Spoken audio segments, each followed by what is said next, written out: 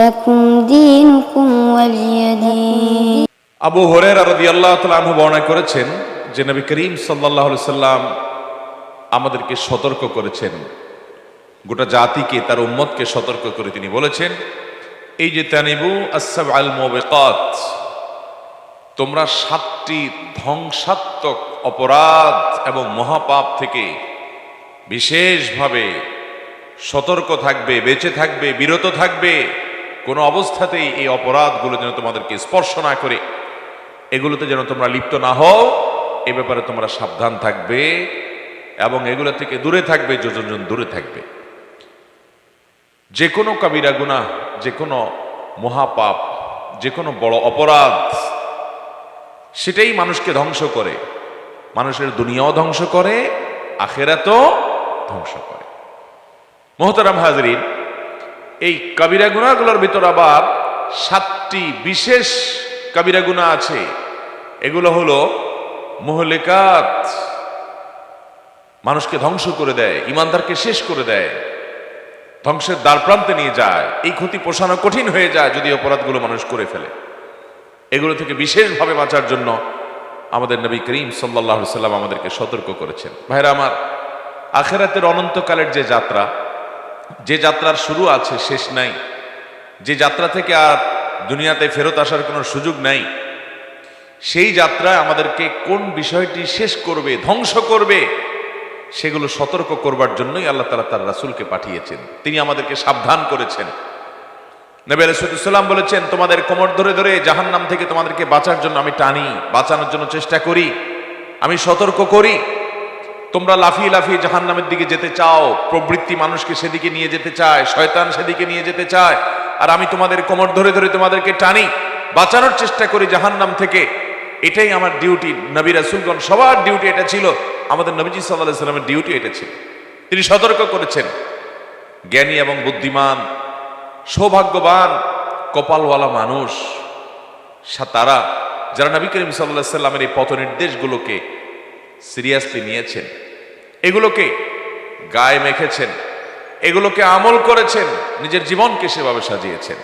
আল্লাহ তাআলা আমাদেরকে সেই সৌভাগ্যবান মানুষের কাতারে শামিল হয়ে প্রিয় নবী সাল্লাল্লাহু আলাইহি সাল্লামের প্রতিটি আদেশ নিষেধকে জীবনের সর্বোচ্চ গুরুত্ব দিয়ে আমল করার তৌফিক দান করুন। মোহতারাম হাজরিন, নবী করিম সাল্লাল্লাহু আলাইহি সাল্লাম যে 7টি ধ্বংসাত্মক মহাপাপ এবং অপরাধ থেকে বিশেষভাবে সতর্ক করেছেন, সেই 7টি ধ্বংসাত্মক বিষয় ছাড়াও আরো বহু অপরাধ আছে যেগুলো কাবিরা গুনাহ, সেগুলো থেকেও বেঁচে থাকতে হবে, কারণ এগুলো আমাদেরকে জাহান্নামে নিয়ে যাবে। তবে এই 7টি ধ্বংসাত্মক বিষয়, কাবিরা গুনাহগুলোর ভিতর আবার মহা কাবিরা গুনাহ, মহাপাপের মধ্যে আবার বড় মহাপাপ, ভয়াবহ মহাপাপ, ভয়াবহ কাবিরা গুনাহ, এগুলোর উপরে আমাদেরকে সাবধান হতে হবে। নবী সাল্লাল্লাহু আলাইহি সাল্লাম যখন সাহাবীদেরকে বলেছেন, এই যে তানিবু আস-সাবআল মুবিকাত, তোমরা মানুষকে ধ্বংস করে দেয় এরকম মুবিকাত, মুহলিকাত, ধ্বংসকারী, ইমানদারের ইমান আমল বিধ্বংসী 7টি কাজ থেকে বেঁচে থাকো, খারাপ কাজ, গুনাহ থেকে বেঁচে থাকো। ক্বালু ইয়া রাসূলুল্লাহি ওয়া মা হুন, সাহাবীরা বললেন, হে আল্লাহর রাসূল, সেই 7টা ধ্বংসাত্মক বিধ্বংসী অপরাধ কি কি, আমাদেরকে বলুন। নবী করিম সাল্লাল্লাহু আলাইহি সাল্লাম তখন সেই 7টি অপরাধের কথা বলেছেন। আমি বিস্তারিত ব্যাখ্যা যাব না। নাম্বার 1, আশ-শিরকু বিল্লাহ, আল্লাহর সঙ্গে শরীক সাব্যস্ত করা। আল্লাহর সাথে কি সাব্যস্ত করা? শরীক সাব্যস্ত করা। আল্লাহর সাথে যদি কেউ শরীক সাব্যস্ত করে, পার্টনার সাব্যস্ত করে, তাহলে এই বদামলটি মানুষকে সবচেয়ে বেশি শেষ করে দেয়, সবচেয়ে বেশি ধ্বংস করে দেয়। যত আমল আপনার, যত নেক আমল, যত সওয়াব, তেলাওয়াত, জিকির, নামাজ, রোজা, দান, সাদাকা, মুহূর্তের মধ্যে, নিমিষেই ধ্বংস হয়ে যাবে, ডিলেট হয়ে যাবে, পুরো প্রোফাইল পরিষ্কার হয়ে শেষ হয়ে যাবে সকল ভালো কাজ, শুধু যদি শিরকের অপরাধে আপনি লিপ্ত হন। আল্লাহ রাব্বুল আলামিন কোরআনে কারিমে বলেছেন, লাকাদ উহিয়া ইলাইকা ওয়া ইলাল্লাযীনা মিন ক্বাবলিক লাইন আশরাকতা লায়াহবাতান্না আমালুক ওয়া লাতাকুনান্না মিনাল খাসিরিন। প্রিয় নবী সাল্লাল্লাহু আলাইহি সাল্লামকে আল্লাহ বলেছেন যে, হে রাসূল, আপনার উপর এবং আপনার আগে যত নবী রাসূল দুনিয়াতে এসেছে সবার উপর আল্লাহর পক্ষ থেকে একটা কমন অর্ডার ছিল। সবার প্রতি একটা কমন নির্দেশ ছিল যে আপনি নবী হয়ে রসুল হয়ে যদি শিরিক করেন, শিরকের অপরাধটা যদি আপনি করেন, লায়াহবাতান্না আমালুক। আরবি গ্রামারের ছাত্ররা জানেন লায়াহবাতান্না, লামে তাকিদ নুনে তাকিদ সাকিলা বলা হয় আরবি গ্রামারের ভাষায়। অর্থাৎ এখানে আল্লাহ রাব্বুল আলামিন তিনটা তাকিদ দিয়েছেন, একটা লাম, একটা নুন, আবার নুনের মধ্যে আবার ডাবল নুন। এই তাকিদগুলো দিয়ে, লাম দিয়ে, নুন সাকিলা দিয়ে, এই উভয় রকমের তাকিদ দিয়ে আল্লাহ তাআলা বলছেন যদি আপনি শিরকে লিপ্ত হন। নবী হওয়ার পরে আমাদের নবীজি সাল্লাল্লাহু আলাইহি সাল্লামকে বলতেছেন আমরা কোথায়, ওনাকে আল্লাহ বলতেছেন আপনি যদি শিরক করেন, লাইন আশরাকতা, এটা শুধু আপনার বেলায় না, সকল নবী রাসূলকে আমি বলে দিয়েছি, যদি শিরক করেন আপনি নিজে, লা ইয়াহবাতান্না আমালুক, তাহলে আপনার আমল, আপনার কর্ম, যত ভালো কাজ করেছেন এগুলো অবশ্যই অবশ্যই বরবাদ হয়ে যাবে, শেষ হয়ে যাবে, নষ্ট হয়ে যাবে, ধ্বংস হয়ে যাবে, কোনো আমল আর থাকবে না, সব বরবাদ হয়ে যাবে। শুধু শিরকের অপরাধ করলে নিমিষের শিরক আপনার সকল আমল বরবাদ করে দেওয়ার জন্য যথেষ্ট হবে। এবং ওয়ালা তাকুনান্না মিনাল খাসিরিন, আপনি হয়ে যাবেন ক্ষতিগ্রস্ত, সব হারিয়ে নিঃস্ব হয়ে যাবেন যদি আপনি শিরকের অপরাধ করেন। মুহতারাম হাজিরিন, আমাদের মুসলমানদের মধ্যে অনেক মুসলমান আছেন যে এরকম শিরকে লিপ্ত হয়ে তার সকল আমল বরবাদ করে ফেলেন।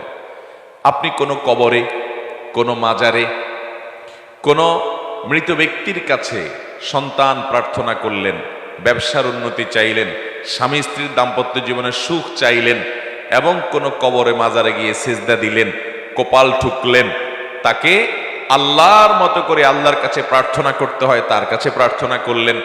হ্যাঁ, এরকম যদি আপনি বড় শিরকে লিপ্ত হন, ইবাদত বন্দেগী শুরু করেন, সিজদা করা শুরু করেন, পূজা করা শুরু করেন, তার হাতে ক্ষমতা আছে, তিনি আপনাকে দিতে পারেন, সেই বিশ্বাস আপনি লালন করেন। হিন্দুদের বা অন্য ধর্মের মুশরিকদের যেরকম বিশ্বাস আছে যে বিভিন্ন দেবতায় তারা বিশ্বাস করে, এই সকল দুনিয়া থেকে চলে যাওয়া মৃত মানুষগুলোর হাতেও পাওয়ার আছে, তাদের কাছে চাইয়ে তাদের মাধ্যমে আল্লাহর কাছ থেকে নিবেন, এরকম যদি আপনি বড় শিরকের সংজ্ঞায় পড়ে এমন কাজে লিপ্ত হন, তাহলে সাথে সাথে আপনার সকল আমল বরবাদ হয়ে যাবে। এরকম কাজ করা মানুষ আমাদের সমাজে আছে না নাই? সকল আদেশ এবং নিষেধ চোখ বন্ধ করে আমার যুক্তিতে আসুক বা না আসুক, সবগুলোকে মেনে মান্য করে চলবো, মাথা নত করে দিব একমাত্র এক মহান সত্তার কাছে। তিনি কে? এখন যদি আমার কাছে অন্য কাউকে এই পর্যায়ে সাব্যস্ত করার মতো বিশ্বাস, আকীদা, ঈমান লালন করি, তাহলে এটাও এক প্রকারের শিরক। ঠিক না বেঠিক? সবচেয়ে বেশি ভালোবাসা হবে আল্লাহর জন্য, বিদ্বেষ হবে আল্লাহর জন্য, ভালোবাসা হবে আল্লাহর জন্য। এটা না হলে মানুষ পূর্ণাঙ্গ ঈমানদারই হতে পারবে না। এখন আমার ভালোবাসা আমার কোনো দলের জন্য, কোনো গ্রুপের জন্য, সেই স্বার্থের দিকে তাকে আমি সবকিছু করি, এগুলো হলো ভালোবাসার ক্ষেত্রে শিরক, আনুগত্যের ক্ষেত্রে শিরক। এরকম নানামুখী শিরক যেটা শুধুমাত্র আল্লাহর জন্য নিবেদনযোগ্য, সেটা অন্য কারোর জন্য করা, এটা শিরক। এই শিরকগুলো কখনো কখনো বড় শিরক হয়, ঈমান থেকে খারিজ করে দেয়, কখনো কখনো ছোট শিরক হয়, যেগুলো ভয়ঙ্কর এবং ঈমান বিধ্বংসী বিষয় হতে পারে, সেদিকে চলে যেতে পারে। এই জন্য শিরক থেকে বেঁচে থাকার চেষ্টা, নবী করিম সাল্লাল্লাহু আলাইহি ওয়াসাল্লাম বলেছেন 7টি ধ্বংসাত্মক বিষয় থেকে বেঁচে থাকো, তার ভিতরে প্রথমটি হলো শিরক। অতএব আমরা শিরক থেকে বেঁচে থাকার চেষ্টা করবো তো ইনশাআল্লাহ? সবার চেষ্টা করবো তো ইনশাআল্লাহ? আবারও আমরা বলছি, নাম্বার 1 আল্লাহর সঙ্গে শিরক করা। নাম্বার 2 কি বলেছি? সেহের করা, ব্ল্যাক ম্যাজিক, জাদু। 3 নম্বর কি বলেছি? অন্যায়ভাবে কোনো মানুষ হত্যা করা। 4 নম্বর সুদ খাওয়া।